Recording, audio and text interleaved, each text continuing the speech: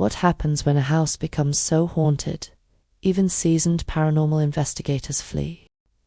Welcome to Borley Rectory, a place where whispers, shadows, and curses never truly left.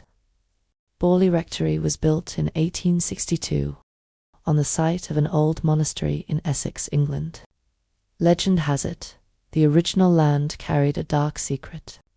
According to local lore, a 14th century monk fell in love with a nun from a nearby convent.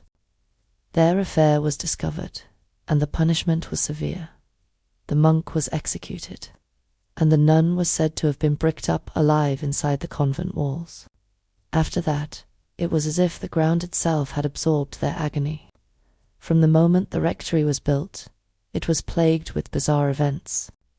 The first residents, Reverend Henry Bull and his family, reported ghostly footsteps, unexplained whispers, and the frequent appearance of a spectral nun who glided across the garden path, always at the same spot, always mournful, as if searching for something she could never find.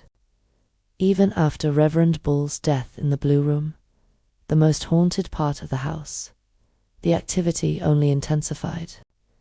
Bells would ring with no one there, ghostly figures appeared in windows, and stones were thrown by unseen hands. In 1929, famed paranormal investigator Harry Price was invited to Borley. He described it as one of the most active locations he had ever seen.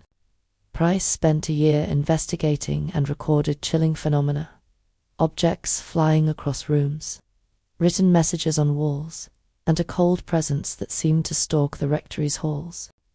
But some called Price a fraud, claiming he faked evidence. Others believed the spirits themselves were toying with him, giving just enough to drive a man to obsession. Later, Reverend Lionel Foyster and his wife Marianne moved in. Their time at the rectory was marked by violence and fear. Marianne was thrown from her bed, slapped by unseen hands, and even claimed to have been attacked by a phantom figure. She later confessed to staging some events, but only to bring attention to the real hauntings she couldn't explain. One message scrawled on the wall read, "Marianne, please help me. Get me out." Was it a trick, or the desperate plea of a trapped soul? In 1939, Borley Rectory burned down under mysterious circumstances, but even the fire couldn't end its reputation. Ghostly nuns were still seen on the grounds. A skull, believed to belong to the long-dead nun, was discovered buried in the cellar. Despite the building's destruction, Borley's legend lived on.